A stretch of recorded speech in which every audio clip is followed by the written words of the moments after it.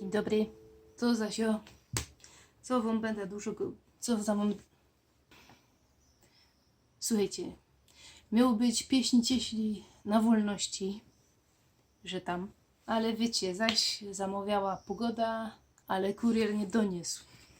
Także wolności to tak ino tyle. Następnym razem zobaczymy.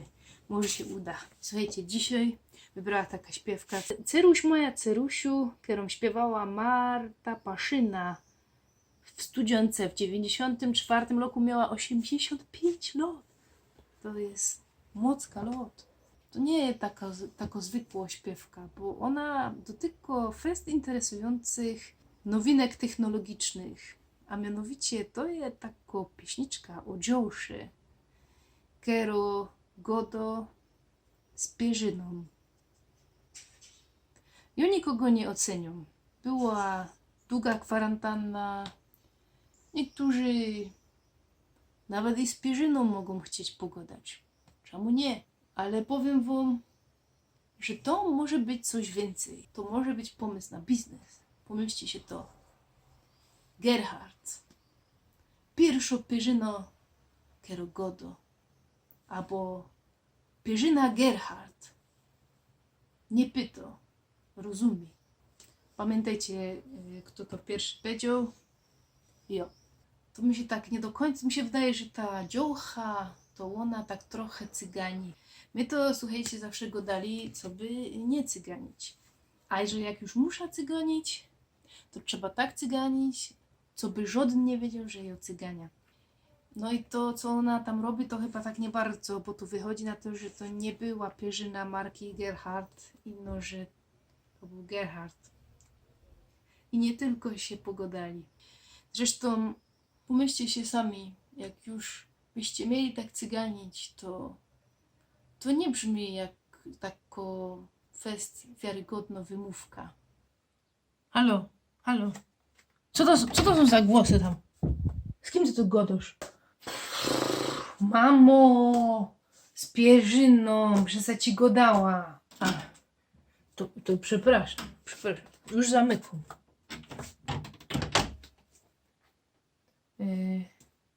Na czym my stanęli?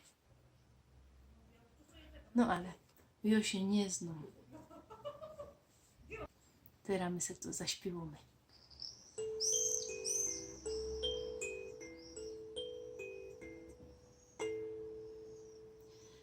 Ceruś moja Cerusiu, z kim żeś ty mówiła? Mówiła chce z pierzynką, bo chce uszyła krótką, było mi pod nią zima. Nie było to z pierzynką, było to z kim innym.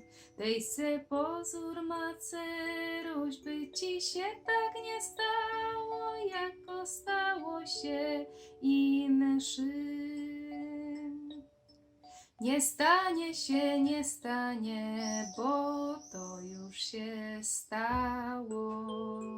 Na pośrodku łóżeczka, na pośrodku łóżeczka dziecię zapłakało.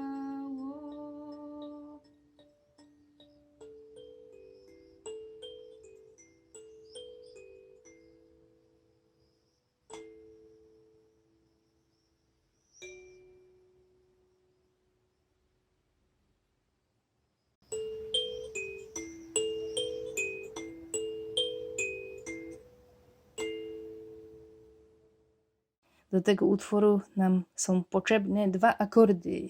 Jeden to będzie D, na akord D się składa D, fis i A. A drugi akord, którego my będziemy używać, będzie zawierał E i A. Każde A i każde E, które my tu mamy, możecie się wykorzystać. I teraz tak, pierwsza część. Pierwsza część najlepiej jest zacząć, żeby się pograć ino to samo D. Na zmiana. i do tego próbować śpiewać. Jak już się poczujecie pewnie, to wtedy dodajecie sobie fis. Można dodać jeszcze tu drugie fis. No, czyli można tak. Ram ta dam ta ram pam pam ta ra ta ta ta. I teraz jest przejście A, H, G, E i jesteśmy w tym drugim akordzie. Tam, taram, tam, tam, tam, tam i wracamy do poprzedniego. Ram, tam, tam, tam, tam, taram, ram, pam, pam, pam, pam, pam. Czyli znowu ten pierwszy. Tam.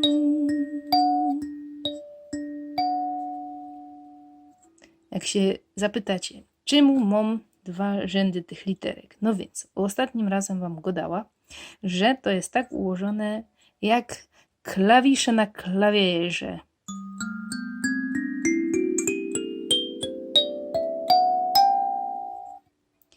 Ale tak naprawdę, jak my by zagrali ten dźwięk, który tutaj jest oznaczony jako C, to na klawierze on jest tam, a jest G, czyli to jest tak naprawdę brzmiące G. Możecie to sprawdzić na jakiejś aplikacji, na przykład, która sprawdza, jakie są dźwięki. Więc trochę nam to zmieni sytuację, ale nie myślcie się, że to dotyczy takiego instrumentu. Normalnie to dotyczy bardzo, bardzo wielu instrumentów, na przykład instrumentów dętych. I takie instrumenty wszystkie muszą się przetransponowywać, przepisywać senutki. O, to jest fest dużo roboty, ale o tym nie będziemy gadać. Teraz będziemy grać i śpiewać.